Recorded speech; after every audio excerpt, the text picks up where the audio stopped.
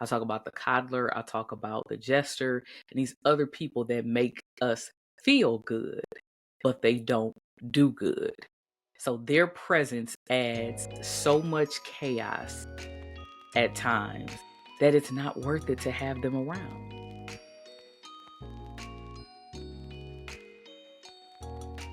Hey, dreamers, welcome back to the Dreaming Forward podcast.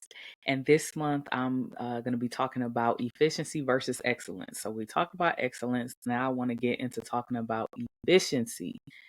This is the one that most companies love because we want to hurry up and figure out how to save money, how to save time so we can make more money and we can make the best use of our time.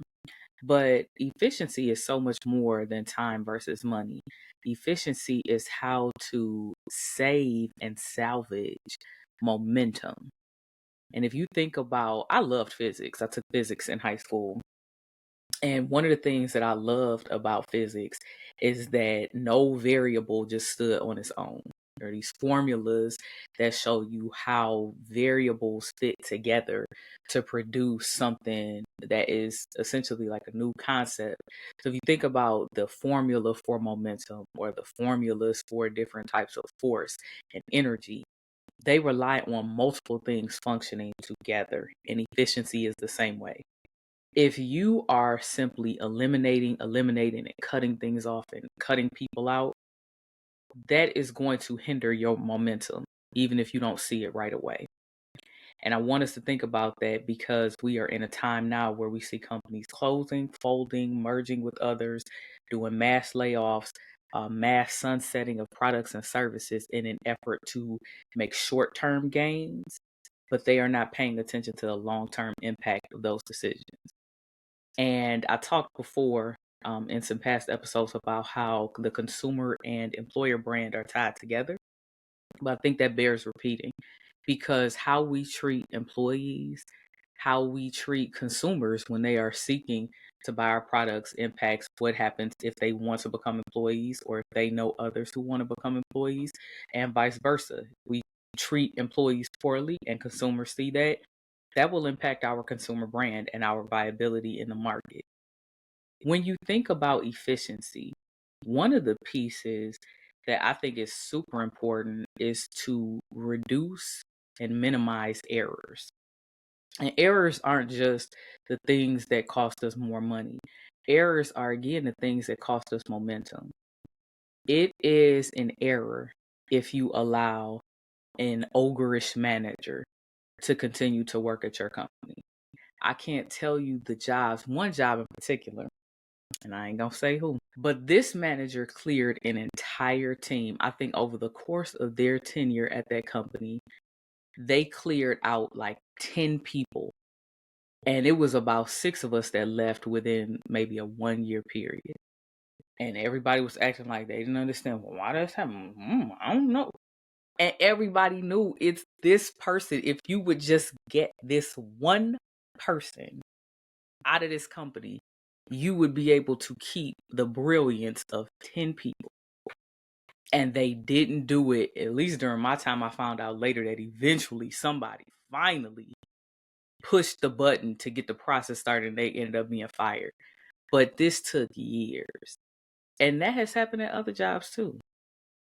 That is unacceptable to be willing to waste double digits of people's time at the expense of one person's feelings or ego. And as leaders, especially senior most leaders, founders, CEOs, we have to be very careful about the people who stroke the unspoken parts of our wounded ego that cause more trouble than they are worth. That's an efficiency problem. So in my book, Evolution to Equity, I talk about the coddler. So these social roles. I talk about the coddler, I talk about the jester, and these other people that make us feel good, but they don't do good. So their presence adds so much chaos at times that it's not worth it to have them around. But they stroke an ego. They stroke this part of us that needs to feel like, oh, woo, woo, woo, it's okay. They stroke the part of us that needs to feel like the funny person. They stroke the part of us that needs to feel like the star. They stroke the part of us that needs to feel like we can do no wrong and we're untouchable. And it is costing us our company. It's costing us our team. It's costing us our productivity, our performance, our progress. Is it really worth it? I'm thinking of another company. I'm going to be very careful with this one because I don't want to get sued. But there was a particular person doing something that they had no qualifications for. And it was known throughout the entire company that this person was completely ineffective in this aspect of their job. But because they knew how to woo, woo, woo, woo, woo, woo, it's okay, to the CEO, they were allowed to run roughshod over important functions in the company. And it finally became so bad that it was pretty much turning into a PR nightmare. And then finally, by that time I was gone. So I don't even completely know what the outcome ended up being. Because y'all know me, I skedaddle. I get the hell on. I'm out of there. But it was like, really, all of that had to happen? That is an indictment on you as a leader. It shouldn't take all that. It shouldn't take all that. I had a supervisor, they used to say, I'm either going to coach you up or I'm going to coach you out. And I always held on to this because that thing cut deep. You either going to get real with people about how their performance is impacting the team and coach them up to get them skills up, or you going to go on and coach them out so that they can still know, hey, you out of pocket and here are all the reasons why, and here's the paper trail for why we going to ask you to go in the league. Or you can lead yourself. It's up to you. But keeping problematic folks around is too much. It's too much. That is an error. That is a leadership error. That is an error in strategy. That is an error in resource management. That is an error in time management. It's an error. Here's the other side. Reducing waste. What does it mean to waste on your team, in your company? Because waste looks different for every company. What does waste mean to you? So in my own company, waste could mean wasting money. It could mean wasting time, or it could mean wasting connection. Because again, I told you I'm a service-based business. And so repeat business is a huge part of how I meet my bottom line, right? My revenue goals, but also exceed it and grow the company over time. So when I have to constantly do new client acquisition, that costs a lot of money and a lot of time versus to get in the repeat business. So when I don't manage those connections well, it costs me hundreds of thousands of dollars. And I realized when I had to let someone go that they had been mismanaging a very important project. I thought they had it. Every time we would check in about it, they would say, okay. And I trusted them and wasn't checking on their work because I had my own bucket of projects with this client. And I had to let them go for some other reasons. But a part of it was like, okay, well, let's offboard and talk about where you are with this. And I found out that they pretty much had done nothing with this project and had been paid very well to do something. And I had to end up putting my hat in my hand and going to the client and apologizing and offering free services to make up for what didn't happen, in addition to getting a go forward plan to hopefully regain some ground with that. I mean, it was a mess. It was a mess.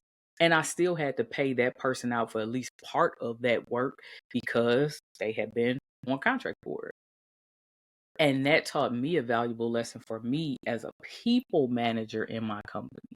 That if I don't have time to manage the way my team manages connections, I will not have a company. I'm not gonna have a company.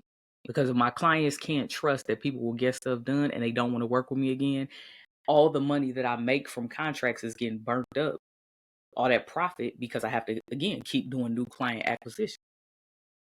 And my personal strategy, so how I work is I'm willing, I don't always have to do it, but if I need to, I will run at a loss for initial contracts. Because again, I know I'm going to get repeat business.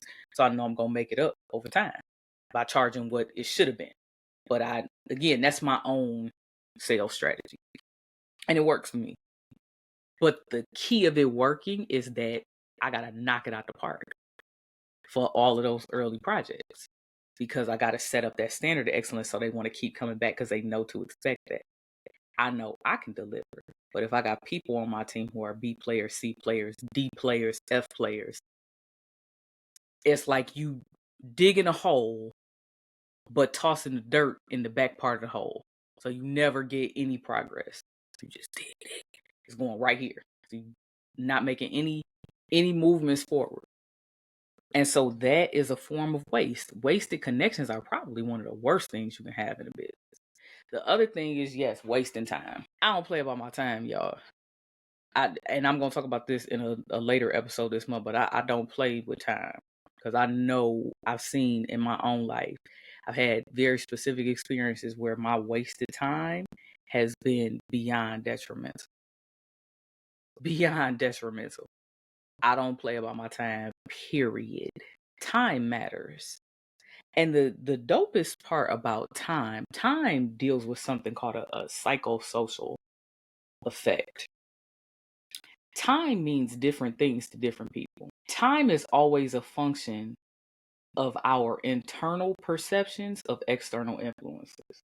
That's why some things that take 8 hours to finish, it feels like only 5 minutes passed. And then other things that take 5 minutes, it feels like it's like 8 hours.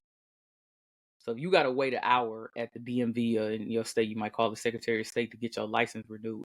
You might be like, man, every moment is just like a slow burn of your soul. But if you sitting on a webinar for an hour learning about some hot new marketing strategy that's going to make you $8 million, that hour ain't nothing. You tuned in, right? And we try to make up for, or we try to avoid feeling like we're wasting time by multitasking, when really we should be paying attention to the psychosocial effects of time, which say, is what I'm choosing to focus my time on worth what I get out of it? That's the real question. There are things where I blocked off a whole day to do. I just blocked off a day, just took a whole day and said, I ain't going to do nothing but just focus on this today. And it took me literally like 14 hours to do this thing. It was the first time I had ever tried it. And I was like, okay, I'm just going to sit here and just work at it and just try. And I was having so much fun doing it. It was like the time just passed. And before I knew it, the only way I really even knew what time it was, I get a lot of sunlight in my house. The sun started going out. And I had to cut the lamp off. So I was like, why I can't see it? So I'm looking around. I'm like, I can't see no more. But it was getting dark outside. But I mean, I was working feverishly at this project and having a blast doing it. And time was just, it's like it didn't even exist. And I could have spent 10 more hours on it because it was that exciting to me.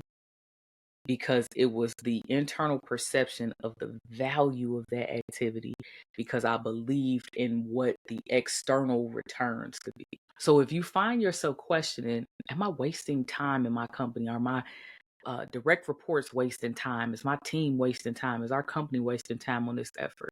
Stop and think about if you even considered that internal external function to begin with. Did you tell people we gonna go on a 3-month sprint to get this done? Because if we do that, this is gonna set us up for 3 years of productivity, and here's why. And so, the role that you play, it seems small, but if you do this really well, the rest of us gonna be able to fly. And so, I know you got to be the front person, and that's a lot of pressure, but man, if you just can nail this one video, this one social media post, this one press conference, that's gonna put us in a position to do this. Now the time makes sense. I can rationalize the way I'm spending my time, and I'm less likely to waste it because I understand what external returns and what external impact I can expect to make if I internally put myself in a position to do this real well. Now that's motivation. And finally, let's think about wasting money. I had the privilege of attending and finishing the Tuck program. So Dartmouth's Tuck School of Business, they have a series of executive education programs. And I had the privilege to attend a cohort through WeBank, the Women's Business Enterprise National Council.